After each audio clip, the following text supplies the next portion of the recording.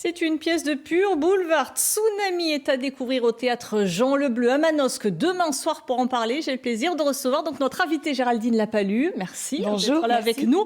Avant de discuter de cette pièce, je propose aux téléspectateurs de regarder un extrait.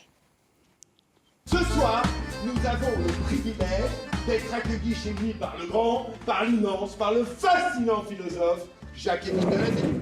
Bonsoir, maître. Maître, comme vous y allez, Jacques-Émile est bien suffisant. Alors je mets un thermomètre. Il faut dire surtout que la philosophie, il n'y comprend rien et ça ne l'intéresse pas. Il est néophyte. Ah ça, je ne sais pas où il est né.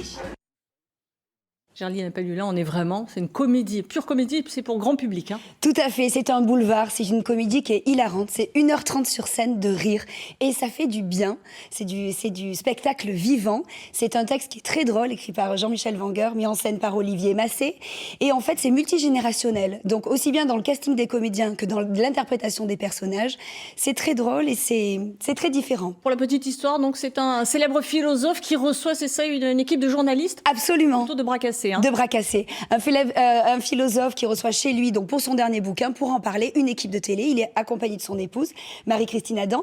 Et cette équipe, ça va être une catastrophe, un tsunami. C'est quoi, ça c'est va une être très critique des drôle. médias?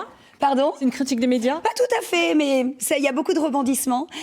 Donc il y a le caméraman un peu gaucho, il y a le journaliste qui lui est très imbu de sa personne, un peu jet set, et sa petite assistante jouée par moi-même, Sandra, qui est un petit peu naïve, mais qui n'est pas là pour rien et qui révélera une situation assez inhabituelle à la fin de la pièce. D'accord, avec un peu de suspense. On vous connaît beaucoup à la télé, hein, vous avez joué dans beaucoup de séries, notamment Oui. Camping Paradis. Là, aujourd'hui, vous montez sur les planches du théâtre. Oui. C'est une première pour vous? C'est une première pour moi. Jusqu'à présent, je n'avais pas eu de personnage non plus qui m'intéressait comme celui-ci.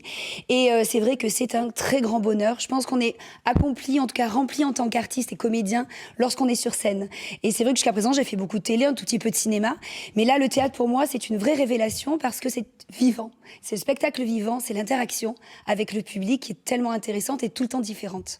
Vous avez plein de projets, hein. Je crois qu'on vous retrouve aussi au Dôme de Marseille, c'est bien le 21 mai prochain, c'est ça? Tout à fait. Alors j'ai l'honneur d'être la maîtresse de cérémonie de l'événement Hommage à Charles Aznavour. C'est le 21 mai prochain au Dôme de Marseille, c'est à 17h30.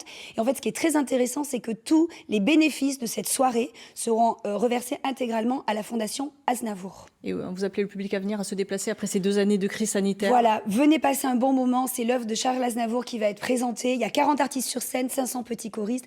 Ça va être vraiment un moment de joie et de bonheur. Très bien. Et puis pour Tsunami, donc je rappelle, c'est demain à Manosque et c'est à quelle heure? 20h30? C'est à 20h30 au Théâtre Jean Bleu. Merci beaucoup, merci d'avoir accepté cette invitation. Allez,